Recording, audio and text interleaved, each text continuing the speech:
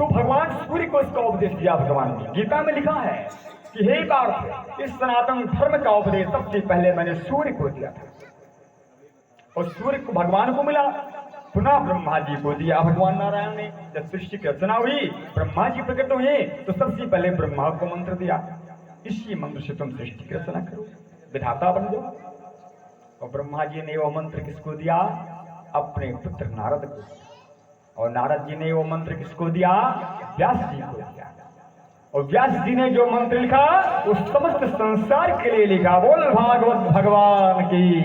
उस 4 मंत्रों में 18,000 मंत्र बना दिए गए, लेकिन फिर भी 2 बच गया। सियावर रामचंद्र की जय। भगवान भोले बाबा ने बांटा तो इतना बांटा कि बांटते बांटते 2 अक्षर बच गया। और 2 अक्षर जब बचा तो भगवान शिव ने उसे अपने मन के मंदिर में रख लिया। और वही 2 अक्षर क्या है? राम। वही 2 अक्षर रख लिया भगवान ने। राम चरित सत्य कोटि मह लिए महेश जी जान। भगवान ने वो 2 अक्षर अपने हृदय में रख लिया। आज संसार में देखा जाए तो बहुधा अधिकांश नाम 2 नाम में ही तो आते हैं, 2 अक्षर में। और 2 अक्षर का सूत्र है। किसी का कोई भी नाम है, चाहे 5 अक्षर का हो, चाहे 10 अक्षर का हो, लेकिन सुबह मेरे पास आना, हम बता देंगे कि सबके नाम में 2 ही शेष आता है। सियावर रामचंद्र की जय। और वही 2 शेष तो बीज मंत्र है, वही नियम है। इसी से संसार एक द्वैत है। और द्वैत क्या है? माता और पिता दोनों के व्यवहार से सृष्टि बनती है, इसलिए द्वैत है। 2 मिलकर के बनाते हैं, 2 मिलकर के सृष्टि की रचना करते हैं। अधिकांश नाम तो 2 ही अक्षर में आते हैं। और दुनिया की बात छोड़ो, अपने शरीर में आ जाओ। हाथ है, पांव है, नाक है, कान है, खाल है, बाल है, चाल, सब 2 ही अक्षर में तो आता है, 2 ही अक्षर में आता है।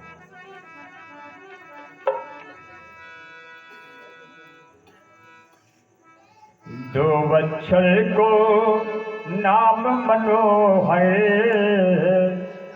2 अक्षर को नाम मनोहर, जपे शंभु शिव दाने महादेव, जपते शंभु शिव दाने महादेव।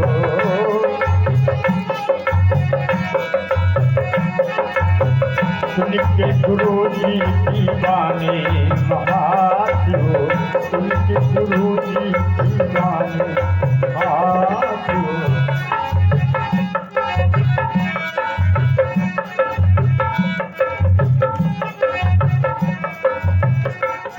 बोल सच्चिदानंद भगवान की।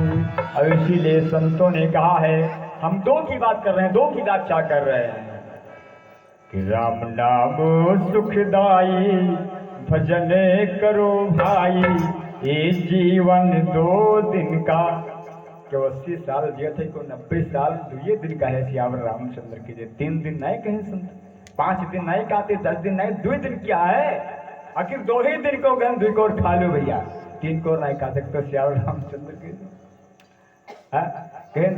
अरे काओ कहें 2 काम कर लो, इतना दिन भर काम, आखिर 2 ही ज्यादा क्यों? क्योंकि सब कुछ तो 2 ही है। तो 2 दिन क्यों आया? ये सामान्य 100 वर्ष का पल की खबर नहीं। 100 वर्ष की जिंदगी 2 ही दिन क्यों शेष? इसलिए 1 दिन जन्म का, 1 दिन मृत्यु का। मन में आ रही है मेरी बात? समझो पहले, 1 दिन जन्म का, 1 दिन मृत्यु का, ही 2 दिन तो शेष है। 2 दिन खास है, जिस दिन आप पैदा हुए और जिस दिन आप धरती से गए, 2 दिन बहुत खास है। और बीच में जो चल रहा है उसी का नाम जीवन है। सियावर रामचंद्र की जय। ये 2 किनारे हैं, एक किनारा अनुकूल है, दूसरा किनारा प्रतिकूल है। जिस दिन जन्म होता है, मृत्यु भी उसी दिन तैयार हो जाती है, लिख दी जाती है। जन्म के साथ मृत्यु भी लिख दी जाती है। ये पक्का है कि मरना है, लेकिन कब मरना है ये पता नहीं है। सियावर रामचंद्र के लिए अगर यही पता हो जाए तो कुछ और हो, ये पक्का है। अब इसीलिए ये बात असंभव कर ली नारायण ने। जानकारी नहीं थी कि कब जाओगे, क्योंकि इतना डरो भैया कि जिंदगी का क्या भरोसा है। श्वास रुक जाएगी चलते चलते, क्षमा बुझ जाएगी जलते जलते। श्वास रुक जाएगी चलते चलते, क्षमा बुझ जाएगी जलते जलते। आप रह जाओगे हाथ मलते, आप रह जाओगे हाथ मलते। यार सबको निकलना पड़ेगा, आप रह जाओगे हाथ मलते। यार सबको निकलना पड़ेगा।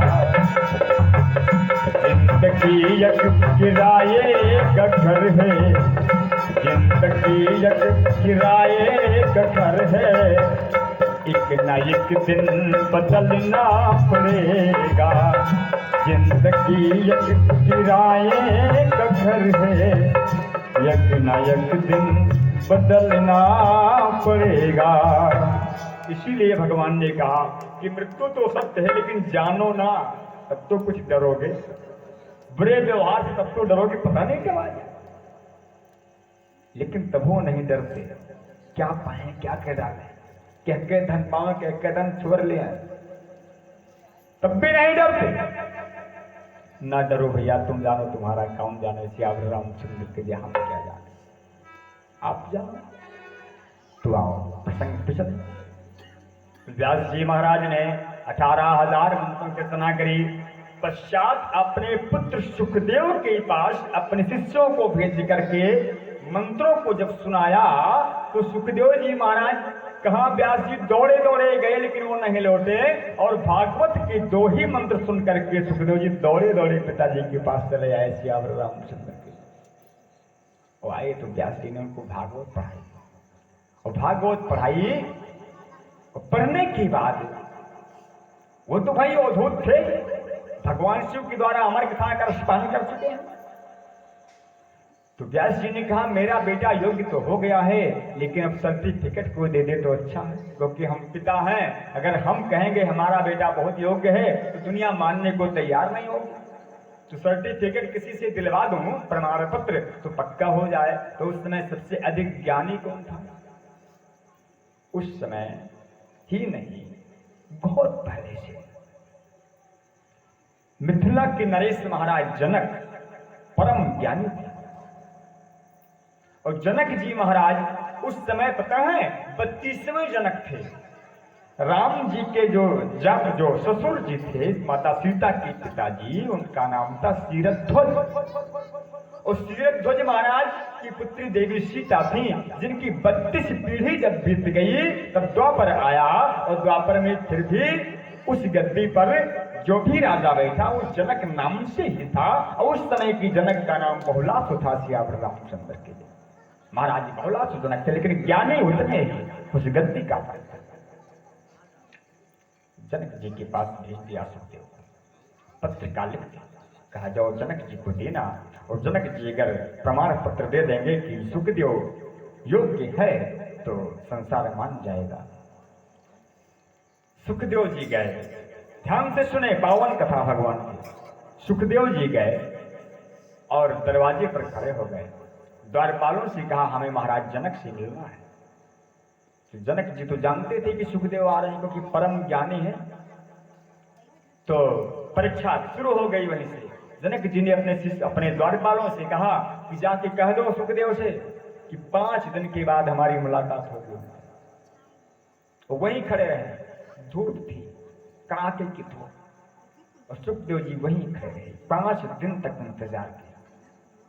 और 5 दिनों के बाद जनक जी ने फिर अपने शिष्यों से कहा कि जाकर देखो सुखदेव के चेहरे पर कोई फर्क तो नहीं आया, थकान हो, क्रोध हो, नींद हो, तो मुझे आकर तुम बताओ। 5 दिन ना कुछ खाया है, ना कुछ पिया है, ना सोए हैं, ना बैठे हैं, केवल धूप में। रात होती है, दिन होता है, सुबह से शाम होती है, लेकिन खड़े रह गए। 5 दिन के बाद जब शिष्य गए देखा जैसे के आए थे सुखदेव जी वैसे ही खड़े और संत भगवान की वैसे ही खड़े। शिष्य जाकर कहा महाराज जाने कैसा साधु है, एकदम चेहरे पर कोई फर्क ही नहीं। जनक जी ने कहा इसका मतलब है कि क्रोध को जीत लिया है सुखदेव ने, जाओ बुला लाओ। सुखदेव को बुलाए, कहा चलो हमारे महाराज जी आपको बुला रहे। सुखदेव जी गए, चेहरे पर कोई चिंता कोई उदासी नहीं। जब सुखदेव जी गए तो जनक जी फिर भी नहीं मिले, क्योंकि क्रोध की परीक्षा हुई है, अभी काम की परीक्षा बाकी है। नाना प्रकार की सुंदरियां। जनक जी ने कहा कि जाओ और सुखदेव को लुभाओ। अब कोई सुखदेव जी के बगल बैठ गई, कोई सुखदेव जी को पान खिलाने का प्रयास कर रही है, कोई सुखदेव जी के आगे नृत्य कर रही है, कोई सुखदेव को स्पर्श कर रही है, लेकिन सुखदेव के ऊपर कोई फर्क नहीं पड़ रहा, कुछ नहीं, जैसे पत्थर की मूर्ति। जाकर शिष्यों ने कहा महाराज उस संत पर कोई फर्क नहीं है। जनक जी ने कहा अर्थात सुखदेव ने काम को भी जीत लिया है। और फिर जनक जी आए, सुखदेव जी के चरणों में लेट गए, कहा हे गुरुदेव मुझे क्षमा करो, हमारी क्या औकात है? सिखाना ज्ञान तुमको दीप सूरज को दिखाना है, और तुम्हारी ज्ञान शक्ति को तो वेदों ने बखाना है, हम तुम्हें क्या बताएं।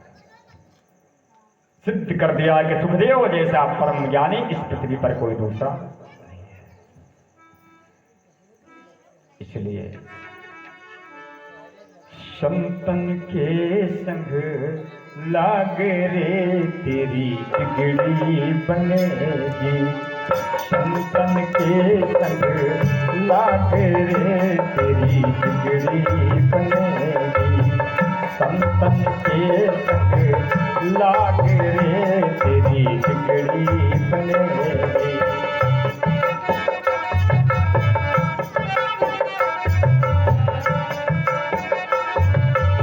बिगड़ी बनेगी तेरी बिगड़ी बनेगी, बिगड़ी बनेगी तेरी बिगड़ी बनेगी, रामचरण अनुराग रे तेरी बिगड़ी बनेगी, रामचरण अनुराग रे तेरी बिगड़ी बनेगी।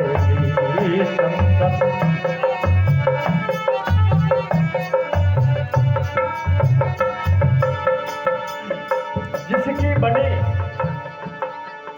जिसकी भी बनी उसमें गुरु का